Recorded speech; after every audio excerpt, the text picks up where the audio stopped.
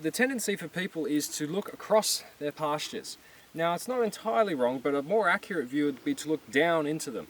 So when we look at what we really got going on, it's better off to get down on our knees and look straight down. So if we come closer, in this paddock we've got quite a bit of this grass, which is our Soteria grass, which is, if you feel it, it's quite a soft grass, quite a palatable grass. It's what we refer to as a mesophytic grass.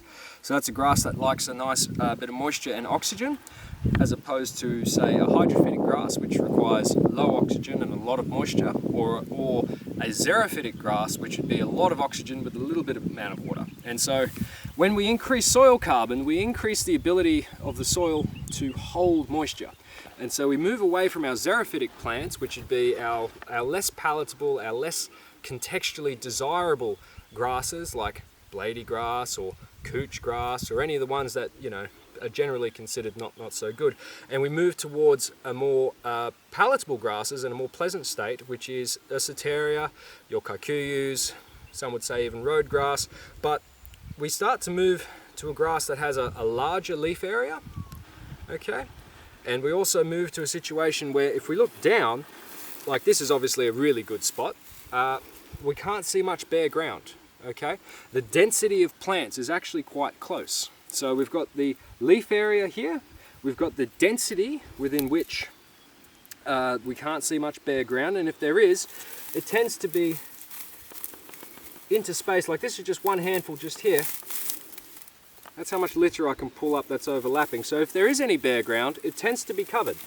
Okay, so we want to reduce the amount of bare ground. Every photon of light that reaches the ground without being stopped by a photosynthesizing plant is wasted energy. It is wasted possible carbon, because that's how we do the photosynthetic process. So, and it's not only just grasses, you know, we've got herbs here as well, or forbs. I prefer to call them that rather than weeds, because I think weeds is a very contextual word. You know, I think a more accurate description is forb. So, you know, we have over here our fireweed, you know, and we've obviously got a really nice patch of ground here. There's other places around I can show you, not so much.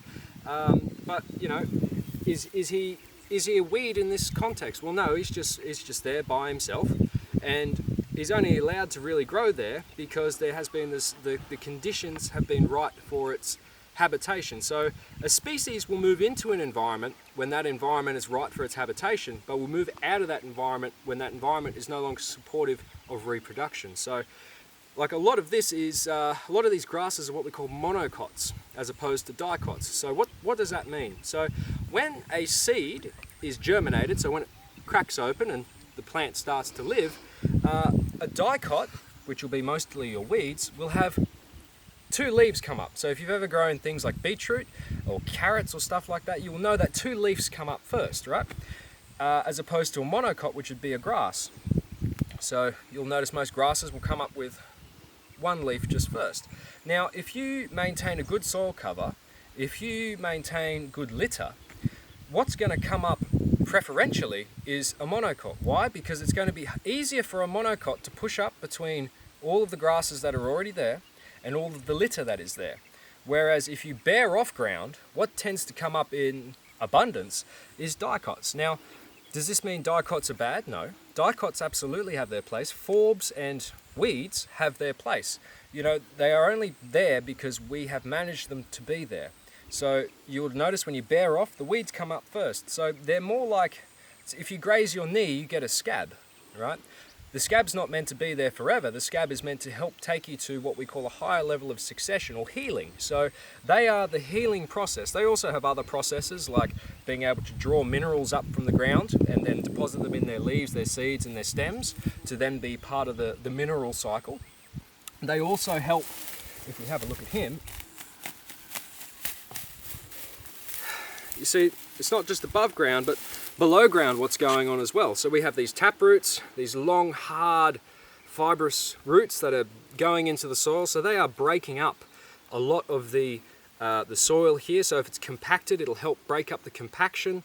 And this is also putting carbon in. You know, this is feeding microorganisms. This is producing sugars in the soil. So, you know, if we poison this bloke out, well, we've done two things. We've taken out a piece of the environment and we've also you know, taking out something that is producing carbon.